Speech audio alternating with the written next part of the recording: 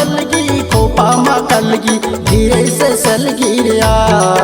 तोर कारण वो बाई गाड़ी के बैला बेचा गए दुर्ग मरे दो हरियर डारा जामुन के पके लकरिया मोला आई कही के तय खवाए क्रिया दुर्ग मरे दो मोला आई कही के तय खवाए क्रिया दुर्ग मरे दो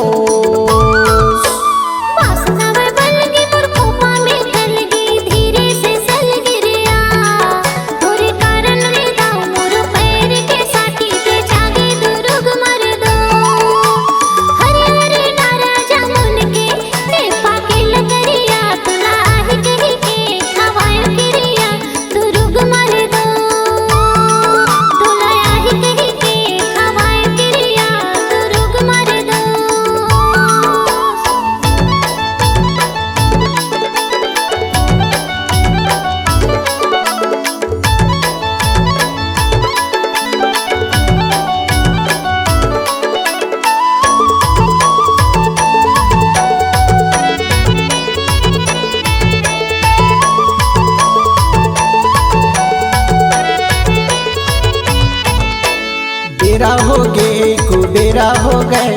रास्ता जो है अब सवेरा हो गए मोरो अंतल भीता हरो थरे दो मोरो अंतल भीता हरो थरे दो आबी की नहीं बता दे मोला मिलबी की नहीं बता दे मोला दुर्ग मरे दो दुर्ग मरे दो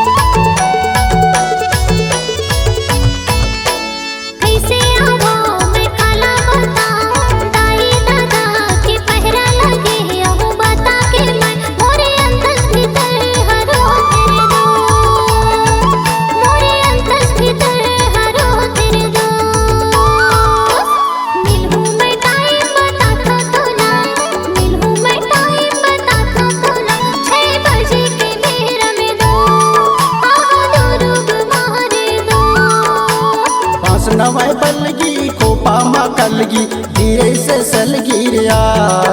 तोर कारण वो बाई गाड़ी के बैला बेचा गए दुर्ग मरे दो हरियर डारा जामुन के पके लकरिया मोला आई कही के तय खवाए क्रिया दुर्ग मरे दो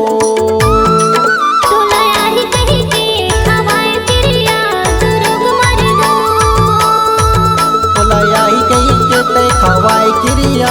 दुर्ग मरे दो।